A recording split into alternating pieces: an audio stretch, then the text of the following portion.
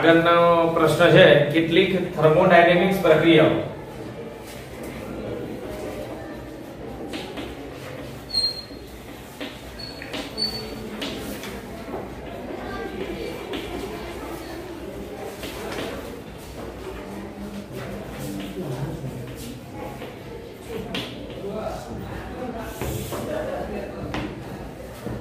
આવા થર્મોડાયનેમિક્સ પ્રક્રિયાઓ છે એ આપણે થર્મોડાયનેમિક્સના પ્રથમ નિયમને આધારે સમજવાની.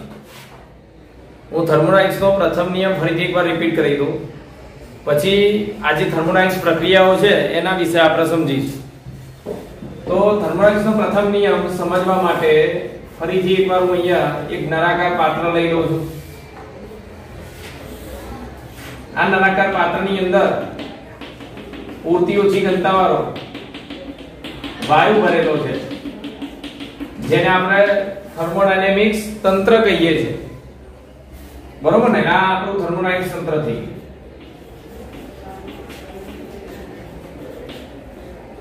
એના પર અહીંયા હવાચુસ ઘર્ષણ રહિત સરકી શકે એવો શું રાખેલો છે? પિસ્ટન રાખેલો છે. આ પ્રમાણે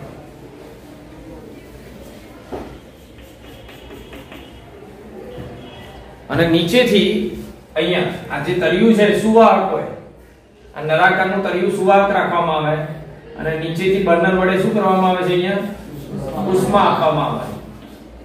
એટલે આને આપણે ઉષ્મા પ્રાપ્તિ સ્થાન કહેવાય. આ યાદ રાખજો, ઉષ્મા પ્રાપ્તિ સ્થાન. આમ સાદી ભાષામાં કેવું હતું? બર્નર કહેવાય. બરોબર? હવે આગળ તથા આ ભાગ પિસ્ટનને આપણે પરિસર તરીકે લઈ શકીએ. પરિસર. હવે થર્મોડાયનેમિક્સનો પ્રથમ નિયમ શું હતો યાદ કરો. તમે અહીંયાથી ડેલ્ટા ક્યુ જેટલી ઉષ્મા આ તંત્રને આપો છો. મતલબ તંત્ર જે છે એ પરિસર પાસેથી ડેલ્ટા ક્યુ જેટલી ઉષ્મા મેળવે છે. એમાંથી થોડી ઘણી ઉષ્મા એ કાર્યમાં વાપરે છે, થોડી ઉષ્મા કાર્યમાં અને થોડી ઉષ્મા એની આંતરિક ઊર્જા, એની પોતાની ઊર્જામાં વધારો કરવામાં વપરાય છે.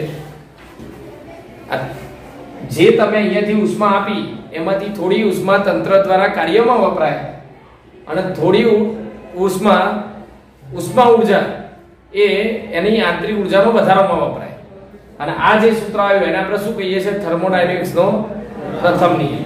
અને બીજી રીતે લખવું હોય તો તંત્રની આંતરિક ઊર્જામાં થતો ફેરફાર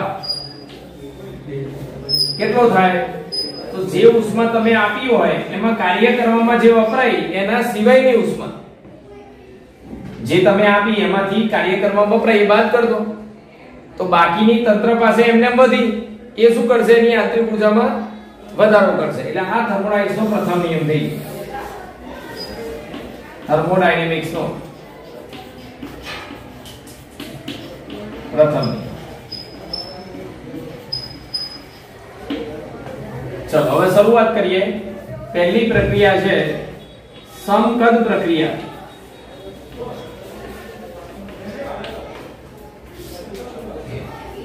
બોલો, સમકદ પ્રક્રિયા કોને કહેવાય? પહેલા એની વ્યાખ્યા.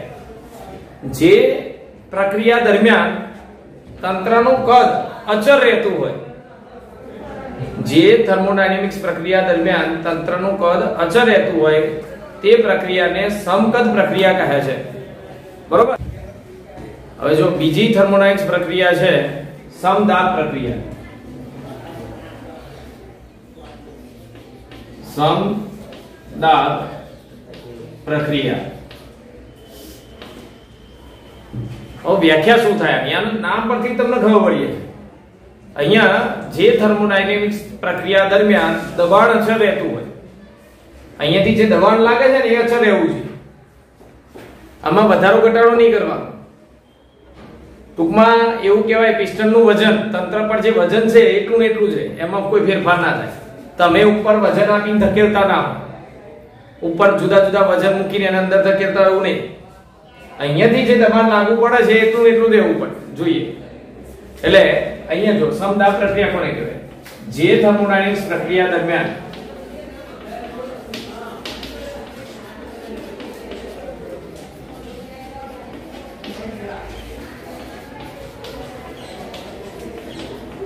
તંત્રનું દબાણ અચર રહેતું હોય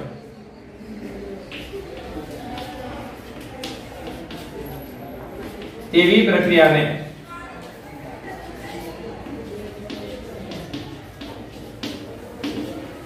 બરોબર તેવી પ્રક્રિયાને સમદાબ પ્રક્રિયા કહે છે। હવે સમદાબ પ્રક્રિયામાં ખાલી દબાણ જ અચર છે એટલે અહીંયા લખાય P અચર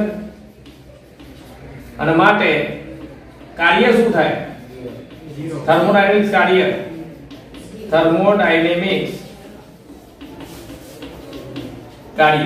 તો થર્મોડાયનેમિક્સ કાર્ય શું થાય તો આ 0 ના થાય। થર્મોડાયનેમિક્સ કાર્યનું સૂત્ર શું છે P ડેલ્ટા V બરોબર ને તો એમાં દબાણ અચર છે આ દબાણનો ફેરફાર નથી બરોબર ને એટલે અહીંયા શું થશે આ દબાણ તો છે લાગે છે જ લાગશે એમાં કશું ફેર નથી પડવાનું પણ આ જે ઉષ્મા મેળવે છે એ બધી તત્વોમાં વાપરી નાખશે। તંત્ર પરનું જે દબાણ છે અચર રહે છે તંત્ર ધક્કો મારવામાં જે વાપરે છે ને એટલે આનું કદ બદલાશે દબાણ ખાલી અચર છે કદ અચર નથી। ટૂંકમાં તમને ખબર છે આગળ કે તાપમાનનો જેમ વધારો થાય એમ કદનો વધારો થાય। આમાં શું થશે અહીંયાથી ઉષ્મા મેળવે એટલે આની આંતરિક ઊર્જા વધશે મતલબ તાપમાન વધશે અને એના કારણે એ શું કરશે આ પિસ્ટનનો ઉપર ધકેલશે તો પિસ્ટનનો ઉપર ધકેલશે એટલે કદમાં ફેરફાર થશે। એટલે ધારી લો કે પહેલા કદ V1 છે તો આ પિસ્ટન ધકેલીને અહીંયા ગયો તો હવે એનું કદ શું થઈ જશે V2 કદ બદલાશે પણ ઉપરથી જે દબાણ પિસ્ટન વડે જે વજન છે ધારો કે પિસ્ટન વડે વાયુ પર વજન મતલબ દર લાગતો 1 ન્યૂટન વજન બળ લાગતું હોય તો પિસ્ટન વડે વજન જે છે એ તો અચર જ છે। ખબર પડે છે શું કહેવા માંગુ છું હું સમજો કે મારા હાથ પર આ ચોક વડે જે દબાણ લાગે આ ચોક મારા હાથમાં મૂકેલો છે તો ચોક વડે મારા હાથ પર જે દબાણ ઉત્પન્ન થયું આમ તો વજન બળ લાગે વજન બળ સપાટીને લંબરૂપે હોય એને દબાણ કહેવાય તો ચોક વડે મારા પર જે દબાણ લાગે છે કેવું છે અચર। આ ચોકનું વજન જે હશે ધારી લો કે 0.5 ન્યૂટન છે તો આના વડે જે દબાણ લાગે છે એ 0.5 પાસ્કલ છે એવું ધારી લો। હવે હું ભલે આમ બળ લગાડીશ પણ ચોક વડે મારા પર જે લાગશે એ તો અચર જ હશે। ખબર પડે છે ને એટલે આ દબાણ હંમેશા કેવું રહેશે અચર આપણે અચર રાખવાનું છે। જે થર્મોડાયનેમિક્સ પ્રક્રિયા દરમિયાન તંત્ર પરનું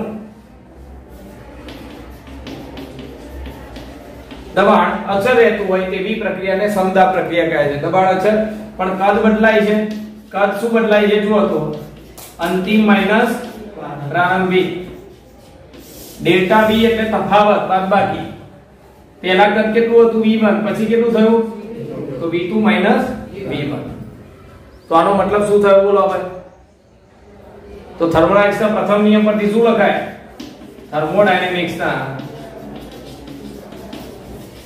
પ્રથમ નિયમ પરથી આના માટે તંત્રની આંતરિક ઊર્જામાં થતો ફેરફાર બરાબર ડેલ્ટા Q માઈનસ આમાં કોઈ પણ પદ 0 થતું નથી એનો મતલબ શું થયો કે અહીંયાથી જે ઉષ્મા મેળવી અને એમાંથી અમુક ઉષ્મા કાર્ય કરવામાં વાપરી પિસ્ટન ઉપર ધકેલો જો તો કાર્ય કરવામાં વાપરી અને અમુક ઉષ્મા એની આંતરિક ઊર્જાનો વધારો કરવા માટે વાપરી બરોબર એટલે આમાં કોઈ પદ 0 થશે નહીં। ક્લિયર થઈ ગયું તમે કાં તો આ પદ લખો કાં તો આ લખો। જો ત્રીજી થર્મોડાયનેમિક્સ પ્રક્રિયા છે સમતાપી પ્રક્રિયા।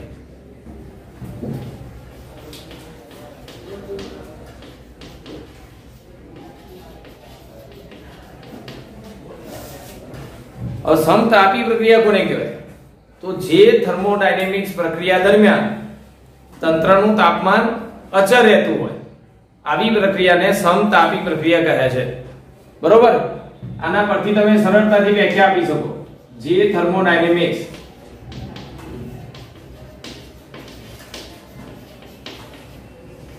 પ્રક્રિયા દરમિયાન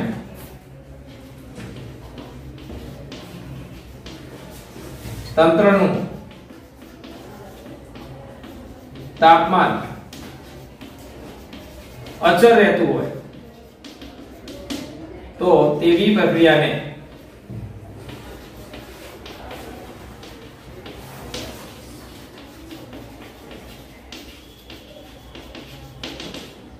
સમતાપી પ્રક્રિયા કહે છે. બરોબર. તો અહીંયા કયો નિયમ લાગુ પડે? આગળના એક ચેપ્ટરમાં આપણે ભણી ગયા, તાપમાન અચળ રહેતું હોય તો ખાલી દબાણ અને કદનો જ સંબંધ આવે, PV બરાબર અચળ. અને આપણે શું કહીએ છીએ? બોયલનો નિયમ. બરોબર. આને આવું પણ લખતા હતા આપણે, P ચલે છે 1/V અને આમાં તાપમાન T અચળ, જેને બોયલનો નિયમ કહે છે. આનો મતલબ સમજો. જો બોયલનો નિયમ ના ખબર હોય તો તાપમાન આનું બદલાવું ના જોઈએ. બરોબર ને? તો તમે જે દબાણ આપો એ કદનો ફેરફાર કરે. તમે દબાણ વધારો તો કદ ઘટે, પણ તાપમાન એટલું ને એટલું, તાપમાન બદલાવું ના જોઈએ. મતલબ બેનો સંબંધ કેવો થયો? જો તમે કોઈ તંત્ર છે, વાયુ છે, એના પર દબાણ વધારે તો કદ શું થયું? ઘટ્યું. દબાણ વધારો કદ ઘટે, પણ તાપમાન કેવું રહેવું જોઈએ? અચળ. આનો બોયલનો નિયમ કહેવાય. તો એક વધે છે તો બીજું, મતલબ સંબંધ કેવો આવ્યો? વ્યસ્ત. અને આ જે વ્યસ્ત સંબંધ છે એને શું કહેવાય? બોયલનો નિયમ. અને v અહીંયા ગુણી નાખો તો આ પ્રપોર્શનલ કાઢી નાખો, PV બરાબર ચલે છે કાઢી નાખો એટલે અચળ લખાય. આ બોયલનો નિયમ છે. હવે આગળ જોજો. ધારી લો કે આ પિસ્ટન અત્યારે આ સ્થિતિમાં છે, આ V1 સ્થિતિમાં છે ને V2 સ્થિતિમાં લાવવું છે. આમ દબાણ આપીને આપણે શું કરવાનું? આ પિસ્ટનને દબાણ આપી નીચે ધકેલવાનું છે. તમે દબાણ આપશો એટલે પિસ્ટન નીચે ધકેલાશે એટલે કદમાં ઘટાડો થશે. એટલે ધારી લો કે આપણે P જેટલું દબાણ આપી તંત્ર પર P દબાણ વડે તંત્રને V1 કદમાંથી V2 કદમાં લાવવો છે. તો તે માટે કરવું પડતું કાર્ય, તમે અહીંયા જો V1 કદ પેલા હતું એનું દબાણ આપીને તમારે V2 કદમાં એને લાવવો છે. અહીંયા હોય દબાણ આપીને તમારે V2 કદમાં એને લાવવો છે, તો તમારે કેટલું કાર્ય કરવું પડે? તો હું એવું ધારી લઉં કે પહેલા હું આટલો જ ફેરફાર કરીશ. કદમાં એકદમ નાનો ફેરફાર માટે કેટલું કાર્ય કરવું પડે શોધી કાઢો. ખરેખર તો અહીંયાથી અહીંયા સુધી લાવવાનો છો, એના માટે આપણે કાર્ય કરવાનું છે. પણ હું એવું ધારી લઉં કે આ નાના કદમાં ફેરફાર કરવા માટે કેટલું કાર્ય કરવું પડ્યું? નાનો કદમાં ફેરફાર કરવા માટે કરવું પડતું કાર્ય. તો હું પહેલા લખીશ dw બરાબર Tdv. કદમાં કેવો ફેરફાર? નાનો ફેરફાર, એના માટેનું કાર્ય. મોટો ફેરફાર હોય તો શું લખાય? Delta v. નાના ફેરફાર માટે તમારે અહીંયાથી અહીંયા સુધી લાવવાનો હોય તો અહીંયાથી અહીંયા લાવવા માટેનું જે કાર્ય શોધવાનું છે એમાં પહેલા એક કામ કરો. આમ નાનું સ્થાનાંતર માટે કેટલું કાર્ય કર્યું? નાના કદમાં ફેરફાર માટે એ શોધી કાઢો. અને પછી કુલ કાર્ય શોધવું હોય તો આવા નાના કદમાં ફેરફાર કરવા માટે તમે જે કાર્ય શોધ્યા એ બધાનો શું કરવાનું? સરવાળો. એટલે કુલ કાર્ય મળી જાય. ખબર પડે છે ને? તો હવે શું કરવું પડશે? કુલ કાર્ય શોધવા માટે આનું સંકલન કરવું પડશે.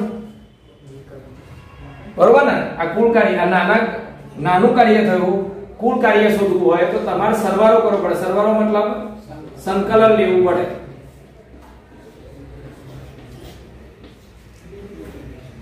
બરોબર. અને અહીંયા જો કદ ક્યાંથી ક્યાં લઈ જવાનું? તો કુલ કાર્ય મતલબ V1 થી લઈને V2 સુધી લાવવા માટેનું કાર્ય શોધીએ છીએ, એટલે V1 થી V2 લખાય. આગળ જુઓ. હવે અહીંયા શું થશે? તો P ની જગ્યાએ આદર્શ વાયુનું અવસ્થા સમીકરણ. આદર્શ વાયુ માટે આનું સૂત્ર છે PV બરાબર μRT. તો P બરાબર શું લખાય? μRT/V. તો આ સમીકરણ નંબર 1, આ સમીકરણ નંબર 2. ટૂંકમાં આ સમીકરણને આપણે તાપમાનમાં ફેરવવું છે. એટલે આપણે P ની જગ્યાએ આદર્શ વાયુ માટે જે સમીકરણ છે, આદર્શ વાયુ હોય એના માટેનું સમીકરણ એમાં p ની કિંમત લઈને આમાં મૂકી એટલે હવે કેવું સૂત્ર બન્યું જો તો કુલ કાર્ય w બરાબર v1 થી v2 p ની જગ્યાએ શું લખાય mu rt upon v અને અહીંયા શું લખાય dv બરોબર હવે આમાં અચળ કઈ કોઈ પદ છે જો mu એ વાયુનો મોલ જથ્થો આપણે જે વાયુ લીધો છે અચળ જ હશે r એ અચળાંક છે તાપમાન કેવું રાખવાનું છે આ પ્રક્રિયામાં જો તો અચળ એટલે આ ત્રણેય રાશિ અચળ છે તો બહાર કાઢી લો mu rt અચળ છે તો બહાર કાઢી દીધા 1 upon v dv અને અહીંયા શું લખાશે v1 થી v2 હવે 1 upon x dx નું સંકલન શું મેં આગળ તમને સમજાયેલું છે 1 upon x dx નું સંકલન તો log x આગળ સંકલન વાળો જે ટોપિક કરાયો છે આપણે બેઝિક મેથેમેટિક્સ ના વિડિયો ની અંદર આ ટોપિક પણ કરાયેલો છે અને એમાં આપણે આ એક સૂત્ર બતાવ્યું 1 upon x dx નું સંકલન log x થાય આ કયો log કહેવાય નેચરલ log પ્રાકૃતિક log પણ કહેવાય આને ln x બરોબર તો એ રીતે અહીંયા જુઓ તો આ શું છે તો mu rt હોય તો જો 1 upon v નું સંકલન શું થાય 1 upon v dv નું સંકલન log v અને પાછું સંકલન કર્યા પછી આપણે શું કરીએ છીએ લિમિટ લખીએ છીએ v1 થી v2 બરોબર હવે અહીંયા જુઓ પહેલા તમે આ v ની જગ્યાએ શું લખીશું v2 અને પછી v ની જગ્યાએ v1 એટલે પહેલા v2 મૂકો પછી માઈનસ પછી v1 મૂકો એટલે આને કેવી રીતે લખાય mu rt ln v2 ln v1 પહેલા v2 મૂક્યું ઓછા v1 હવે log નો નિયમ બાદબાકી હોય તો ભાગાકાર યાદ રાખજો log નો નિયમ શું છે બાદબાકી હોય તો ભાગાકારમાં જતું રહે એટલે આના આ રીતે લખાય w બરાબર mu rt ln v2 v1 આ log છે બાદબાકીમાં છે log v2 log v1 log નો નિયમ છે કે બાદબાકી હોય તો ભાગાકાર થાય અને જો સરવાળો હોય તો ગુણાકાર થાય એટલે v2 v1 નો ગુણાકાર લખાય એટલે જો આ બધું થર્મોડાયનેમિક સમતાપી પ્રક્રિયામાં કાર્ય આના વડે શોધી શકાય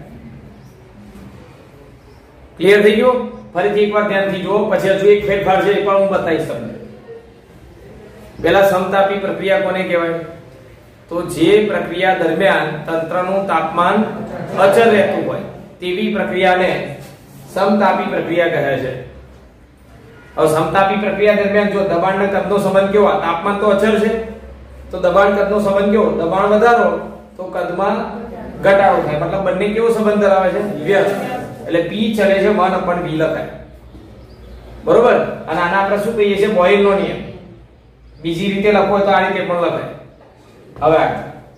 હવે અહીંયા આપણે ધારી લો કે પહેલા પિસ્ટન છે v1 કદ ધરાવે છે મતલબ તંત્ર v1 કદ ધરાવે છે અને પછી ક્યાં લાવો છે દબાણ વધારીને એના પર મતલબ કદ ઘટાડીને v2 કદમાં લાવવો છે તો અહીંયાથી અહીંયા લાવવા માટે આપણે કાર્ય શોધવું છે તો આપણે શું કરીશું પહેલું ટોટલ કાર્ય નહીં શોધીએ આપણે નાનો ફેરફાર કર્યો હોય કદમાં નાના ફેરફાર માટે કેટલું કાર્ય થાય એ શોધી રાખીએ એટલે નાના કદમાં ફેરફાર માટે કાર્ય શું લખાય pdv બરોબર ને કાર્ય બરાબર pdv આ નાના કદ માટે ફેરફાર માટે કાર્ય અને પછી કુલ કાર્ય શોધવું હોય તો અહીંયાથી અહીંયા સુધીનું તો આવા નાના ફેરફાર માટે જે કાર્ય શોધ્યું એનું શું કરવાનું સરવાળો મતલબ સંકલન એટલે સંકલન કરતો અને ક્યાંથી ક્યાં સુધીનું સંકલન કરવાનું અહીંયાથી અહીંયા સુધીનું કાર્ય એટલે અહીંયાથી અહીંયા સુધી કરવાનું છે v1 થી v2 સુધી હવે આ સૂત્ર મારે તાપમાનમાં લખવું હોય તાપમાનમાં ફેરવવું હોય તો શું કરીશું તો p ની જગ્યાએ આદર્શ વાયુનું અવસ્થા સમીકરણ એના પરથી p ની કિંમત લઈ એ આમાં મૂકી દઈશું એટલે આમાં મૂકી દઈએ બરોબર mu rt ત્રણેય અચળ છે એટલે બાદ તો સંકલન 1 upon v dv અને 1 upon v dv નું સંકલન log v પાછી લિમિટ લખવાની સંકલનમાં કેવી રીતે લિમિટ લખીએ તમને ખબર છે આગળ પછી પહેલા v2 મૂકો તમે ઓછા પછી v1 અને બાદબાકી છે તો શું થાય ભાગાકાર બરોબર આવા આગળ જઈએ હવે અહીંયા આ ગુણોત્તર કેવી રીતે આવશે આ સંબંધ કેવો છે વ્યસ્ત સંબંધ વ્યસ્ત હોય તો અહીંયા જ્યાં v2 upon v1 તો મારે દબાણનો સંબંધ લખવો હોય તો શું લખાય ઉલટું p1 upon p2 આ વ્યસ્ત સંબંધ મતલબ શું? V2 અહીંયા લખ્યો તો દબાણ અહીંયા લખાય, V1 અહીંયા લખ્યો તો દબાણ અહીંયા લખાય, ક્રોસ મતલબ વ્યસ્ત લખાય. તો આની જગ્યાએ હું આવું સૂત્ર પણ લખી શકું, μ RT ln P1/P2 થઈ ગયો. તો આ સમતાપી પ્રક્રિયામાં શું થયું? કાર્ય થયું. આગળ જોજો. તો આ પ્રક્રિયામાં બે કિસ્સાઓ અહીંયા જો. નંબર 1, જો V2 ગ્રેટર ધેન V1 હોય, આનો મતલબ બોલો. Sorry, V1 greater than V2 હોય, બોલો આનો મતલબ. પહેલા કદ વધારે છે પછી કદ ઓછું થયું, બરોબર ને? પહેલા કદ વધારે છે પછી ઓછું થયું, તો દબાણ કેવું હશે? વ્યસ્ત સંબંધ છે. દબાણ પહેલા ઓછું હશે પછી શું કર્યું? V1 ગ્રેટર ધેન V2, પહેલા કદ વધારે છે પછી કદ ઓછું થયું, તો મતલબ દબાણ તમે વધાર્યું હશે. પહેલા કદ દબાણ ઓછું હશે પછી દબાણ વધાર્યું હશે. ખબર પડે છે ને? ચલો, તો શું થાય? તો તંત્ર પર કાર્ય થયું. ખ્યાલ આવે છે કે નહીં? અહીંયા તંત્ર પર કાર્ય થયું. તંત્ર પર કાર્ય એટલે આ કાર્ય કેવું ગણાય? ઋણ. અને તેથી તંત્ર પર કાર્ય થશે. તંત્ર પર કાર્ય થશે. તંત્ર પર કાર્ય થાય તો કાર્ય કેવું લખાય? ધન. હવે આગળ અહીંયા તાપમાન કેવું છે? તાપમાન અચળ હોય તો આંતરિક ઊર્જાનો ફેરફાર. આંતરિક ઊર્જા કોના પર આધાર રાખે? જો કોઈ વાયુની આંતરિક ઊર્જા વધે તો તાપમાન વધ્યું હશે, એ વાયુ વધારે ગરમ થયો હશે એવું મતલબ થાય. આંતરિક ઊર્જાનો આધાર તાપમાન પર છે. જો તાપમાન વધે તો આંતરિક ઊર્જા વધે. અહીંયા તો આ પ્રક્રિયામાં તો તાપમાન અચળ રહે છે, એટલે આંતરિક ઊર્જાનો ફેરફાર કેવો? 0. આંતરિક ઊર્જા અચળ તો આંતરિક ઊર્જાનો ફેરફાર આનું તાપમાન, જો બરોબર યાદ રાખો, તાપમાન બદલાતું નથી, મતલબ એની આંતરિક ઊર્જા જેટલી હશે એટલી જ રહે છે, તો એમાં ફેરફાર 0 થાય. તો થર્મોડાયનેમિક્સના પ્રથમ નિયમ પરથી શું લખાય? થર્મોડાયનેમિક્સના પ્રથમ નિયમ પરથી શું લખાશે? તો એ હું અહીંયા લખી દઉં છું. આ અહીંયા નિયમ લખેલો છે, જો અહીંયા લખી દઉં, ધ્યાન આપજો. તો જો આ નિયમમાં આપણે આંતરિક ઊર્જાનો ફેરફાર તો 0 લખવાનો છે, તો આ તમે 0 લખી દો. તો ડેલ્ટા U બરાબર 0 લખી દો. તો પ્રથમ નિયમ પરથી શું થયું? ડેલ્ટા Q બરાબર શું હતું સૂત્ર? ડેલ્ટા Q બરાબર delta W plus delta U, આવું હતું ને? હવે આ શું થયું? 0. આ કેવું આવ્યું? માઈનસ કે પ્લસ? માઈનસ. તો આ મૂલ્ય માઈનસ આવ્યું, મતલબ Q પણ શું થાય? માઈનસ થાય. ખબર પડે છે કે નહીં? અને ડેલ્ટા Q માઈનસ આવ્યું મતલબ ઉષ્મા ગુમાવે. મતલબ જેટલી તંત્ર પર જે કાર્ય થયું એના દ્વારા જે ઊર્જા મળી એ બધી શું કરી એને ગુમાવી દીધી. એટલે આ વાયુની આંતરિક ઊર્જામાં કોઈ ફેરફાર થયો, મતલબ એનું તાપમાન બદલાયું નહીં. ચલો બીજી કન્ડિશન વિચારો. ઉતાવળ ના કરો, ધ્યાન આપજો. નંબર 2, જો પહેલા કદ ઓછું હોય પછી કદ વધ્યું તો દબાણ કેવી રીતે લખાય? પહેલા દબાણ વધારે હશે અને પછી વ્યસ્ત સંબંધ છે. આ ઓછું તો આ વધારે લખવાનું. પહેલા કદ ઓછું છે, સમજો આ રીતે. આ પહેલા કદ ઓછું છે અને પછી વધ્યું. પહેલા કદ ઓછું છે અને પછી વધ્યું. ખબર પડે છે ને? તો તંત્ર વડે કાર્ય થયું. પિસ્ટન ને કોણ ધકેલ છે? આમ જો પહેલા કદ ઓછું છે અને ઉપર ધકેલાય, બરોબર? ધ્યાન દીધું. પહેલા કદ ઓછું પછી કદ વધ્યું તો પિસ્ટન ઉપર ધકેલાયો, એટલે વાયુએ ધકેલો હશે, એટલે તંત્ર વડે કાર્ય થાય. તંત્ર વડે કાર્ય. અને તંત્ર વડે કાર્ય થાય તો કાર્ય કેવું લખાય? ધન. યાંત્રિક ઊર્જાનો ફેરફાર શું લખાય?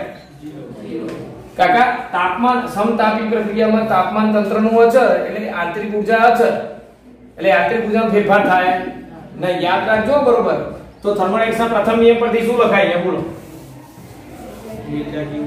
આ તો 0 છે, આ કેવું આવ્યું? તો ડેલ્ટા Q બરાબર શું આવ્યું? પ્લસ. આનો મતલબ બોલો. આ તો 0 છે, તો આને જેટલી ઉષ્મા મેળવી એ બધી કાર્યમાં વાપરી નાખી, એટલે એની પોતાની ઊર્જા કેવી રહી? અચળ. અને આટલી ઊર્જા અચળ રહી તો તાપમાન પણ અચળ રહે. ખબર પડી ગઈ? એટલે જેટલી ઉષ્મા મેળવે બધી કાર્યમાં વાપરી નાખશે, એટલે આંતરિક ઊર્જામાં કોઈ ફેરફાર થશે નહીં. તો આ રીતે કઈ પ્રક્રિયા લખી શકાય? સમતા. બરોબર.